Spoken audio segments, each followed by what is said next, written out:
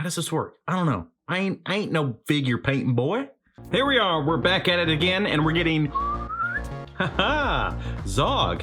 This time, we're going back 65 million years ago to get this fat boy. Definitely the thickest of everything that's released out of this Haulathon of 2023, but this Triceraton Zog, oof, man, looking good, minus that bent horn that I didn't realize when I picked it up originally.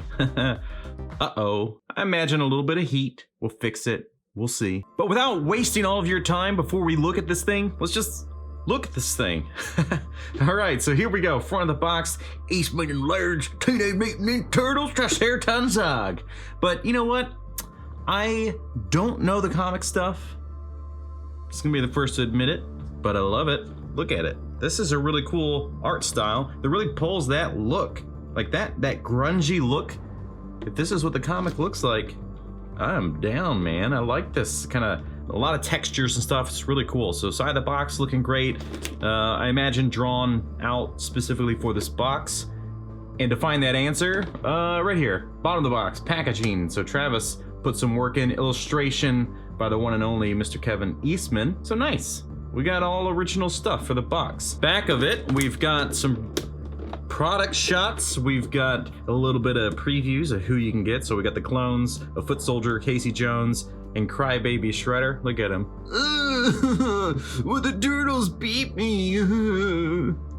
I hope Shredder's tough in the comics because, you know, the animated stuff, not so much. And even in the movie, we didn't really get a sense that Shredder was great. Whatever. Love these shots. Obviously, he's got this comic book style. Meanwhile, to be continued. But cool. So let's open it and start doing weird voices. Really like the sleeve on this one. Look at that. All original illustration work. Some cityscape.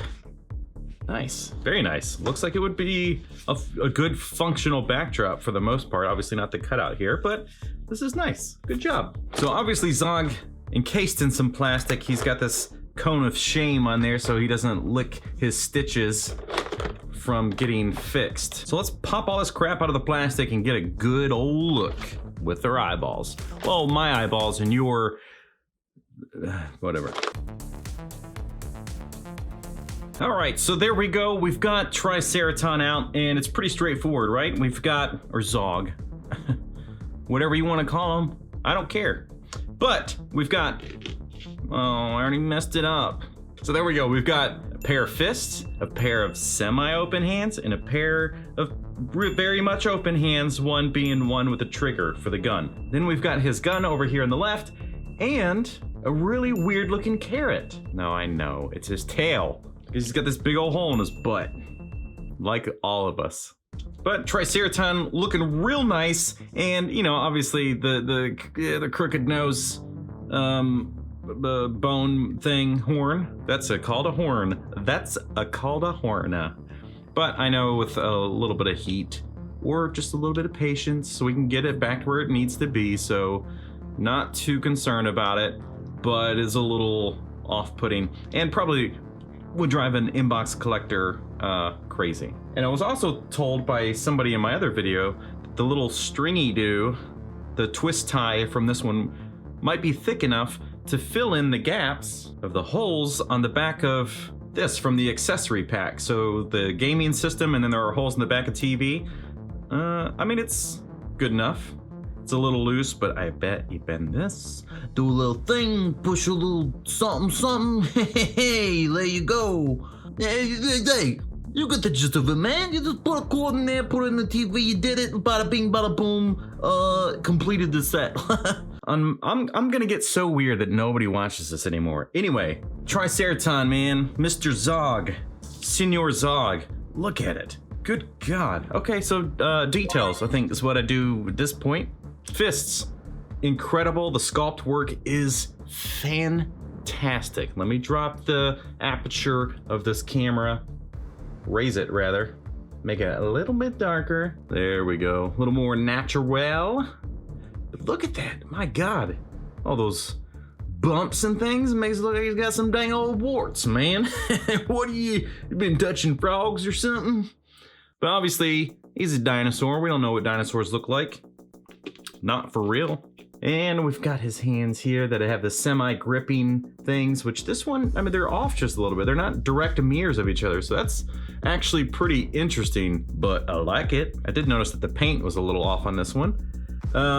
So yeah, it's like, you know, a different type of plastic in there versus here, and that's the kind of the area that you start to see quality control or just imperfections or whatever. So we have to kind of go, you know what, there's certain levels of this that just have to be acceptable for us because it's just how plastic and stuff works, I think.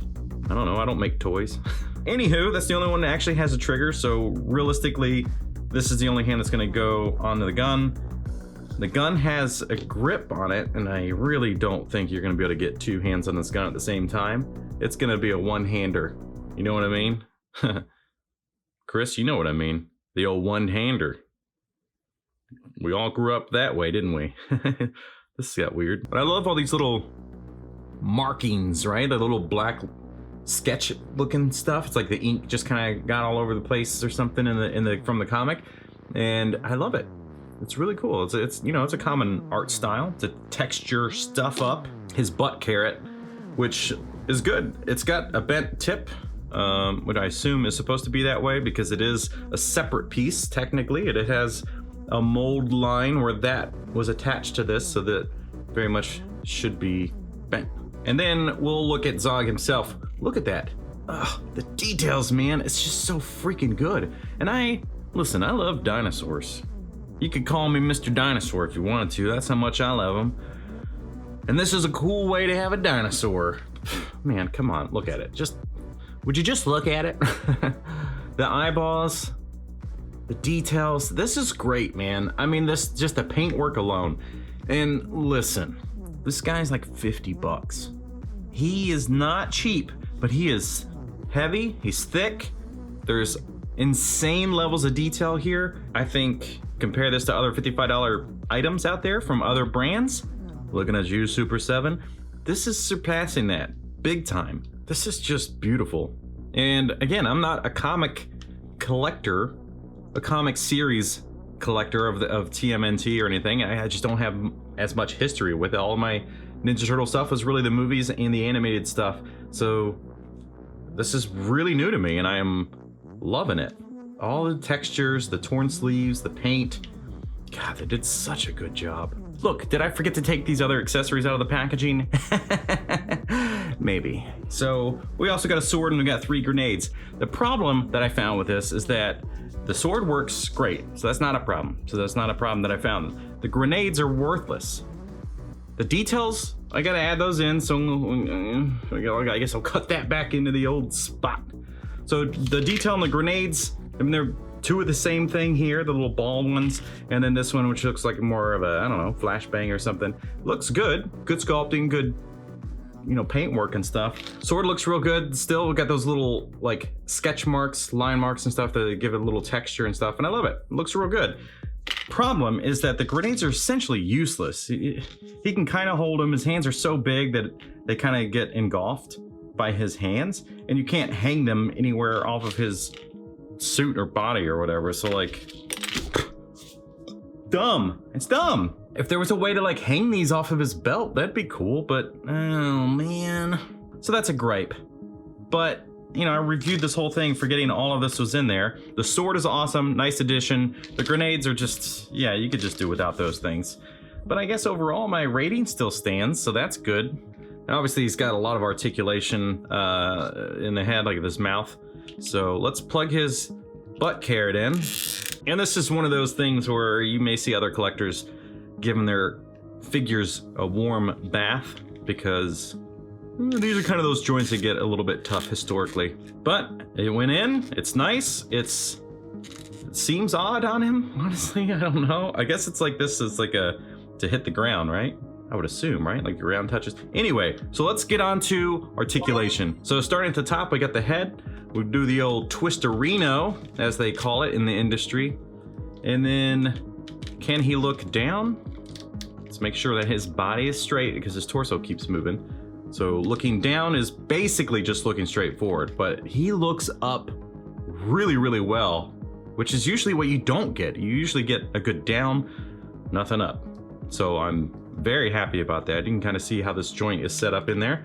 So as far as like kind of rocking the head left and right, it's really going to be a limitation of his crown or whatever you would call that. Hey, I said I'm Mr. Dinosaur. I should know what that's called. It's called a femal hapsula. Look it up, man. Do your research.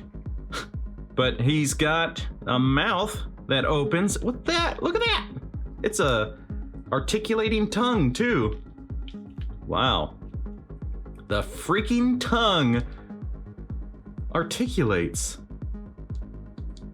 That's insane. Left and right.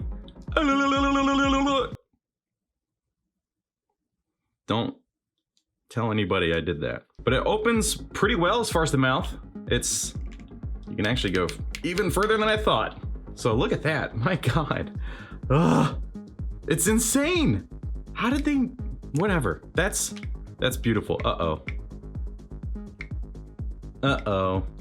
It's gonna be maybe a floppy jaw now. Whatever. He looks cooler with it open, right? There's too many details to just hide that.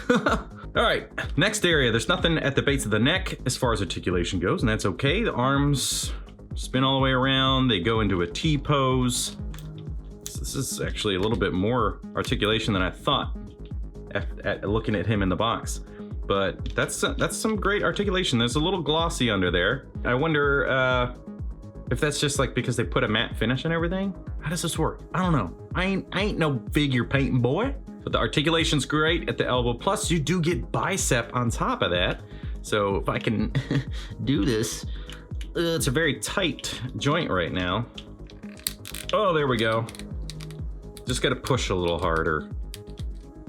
And then the elbow, let's see, it's probably gonna be super limited. That's just a single jointed elbow, and he's got clear, sculpted stuff going on here to prevent that arm. So it doesn't even go straight down, but it has just a slight lift. So not a whole lot, but he's a thick boy, and I think that's okay. It's okay to be a thick boy, all right? It's fine. The hands, the wrist articulates a little better than I expected, but there's certain parts of his clothing and things that tend to block that. So the right hand can't go back nearly as far because of it, but I guess you could twist everything around if you really needed to get some kind of other movement there. But his torso, as we saw, because it's kind of moving a little too easy, I want to take it apart. But obviously he spins all the way around. It's just some kind of like ball joint of some sort, so he's got some nice, basic ab crunch considering his size is pretty good, and then left and right. So this is way more than I thought he'd get. The splits, he can actually go essentially full Van Damme.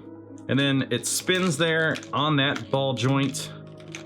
So you can kind of twist this leg in a few different ways. As far as kicking forward though, let's see. What do you got there, Mr. Zog? Yeah, not too bad.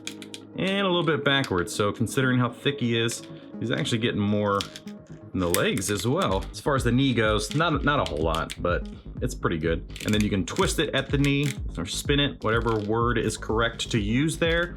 And then the foot spins in that kind of traditional foot thing. So you can, like twist it to get it flat if his legs are spread out a little bit more, which is nice. And there is some articulation very obviously there. It's just a tight joint. And I didn't heat my boy up here because I don't do that in my reviews. For the sake of time, I think. And to just kind of push these things to the limit. See, yeah, I mean, part of me just wants some of these things to break in reviews because people talk about their quality and it's like, oh, joints always break. And I'm like, unless you have a predator or an alien xenomorph, I never have issues with joints breaking. So this is, nice to push these things to the limit for you. Not for me, it's for you. Or whoever, gives a shit. Great articulation, and as we saw when I plugged it in, the tail is on a hinge, and then of course you can just spin it around. But that tail also really helps with getting him to stand up, because his feet are barely doing anything right now. And then as far as the gun, we looked at details, but I didn't really talk about how the strap was pliable, or whatever the proper word is. Yeah, technically you can get that finger on the trigger, but it is a very tight little square in there for his finger to go through. So it just barely hits in the right place, but you know, you only need it to just barely hit sometimes. But yeah, I don't think that there's any possible way you could get him to have both hands on this thing at the same time while he's holding it, you know? Let's see what we got. Pop those hands out. Why does that look so cool, actually? Like, the way this is sculpted, it kind of works if you wanted his hand to be cut off or something, like he's reacting to that. Actually works pretty well. But yeah, there's no way you can get these arms to touch close enough to get one hand on the grip. A little bit of a bummer, but like also not expected at all, so it's fine. Whatever. So that's articulation, which means we get into posing. 3, 2, 1.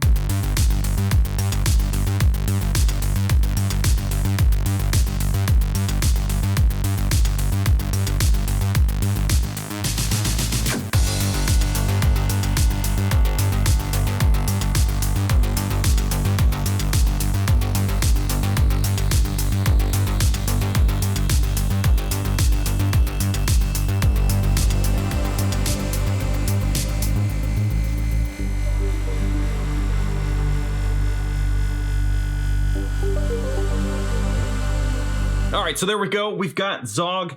Man, that tail comes in handy. Downsides real quick on these joints is that the paint does chip off real fast, so then just kind of stands out. So that sucks. But when it comes to details, wow, it's fantastic. I don't know anything about it aside from the drawings on the box, and it's really representative of that style. So 5 out of 5, obviously. I mean, who would ever give this thing less than a perfect score on details?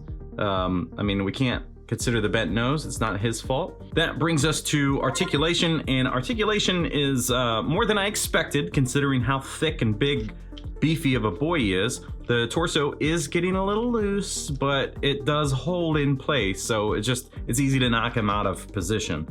But beyond that, you just can't do much because he's too thick. So I guess the best way to rate his articulation, we'll just give it a 3 out of 5. It's more than you'd expect. The mouth, the tongue articulates, so you gotta give him some bonus points for that, where normally I think maybe a 2 would be good, but 3 out of 5, wonderful. So beyond that, we've got his posing, which was fine. I mean, you can kind of have some fun with it. Definitely need some other figures for him to interact with to really take advantage of him. And he's obviously limited because of how thick he is. The sleeve like cutouts and stuff are all getting in the way of doing different things, but you can find a couple of sweet looking poses and just kind of let him stay there, and he's gonna look good on the shelf. He's not gonna be all vanilla, you know what I mean? We don't need our figures being all vanilla, man. What is this? Amateur hour? No siree, Bob. We'll give it a 3 out of 5. Again, not a lot you can do. The tail really helps balance him though, which is super cool. It's just like you can just set him down however you want and it's gonna go. So big fan of that. So those are the scores. That's the overall rating. What do you think? This was the one everybody wanted in the review after the other ones I did. So was it worth it? 50 bucks? Is he worth it? Yeah, I think so. I mean, he's big. You don't get a ton of accessories. You get a lot of hands. I don't know what accessories would make sense for him, but the gun looks great. He looks fantastic. Again, the mouth, the tongue, all that articulation. Oh man, it's just so fantastic. So that's it. We've got our rating and all that stuff. What else do I do on this show? I don't know. So there we go. I am a fan. It's wonderful. If Zog wasn't on your list and you do collect any of the comic stuff, definitely get him.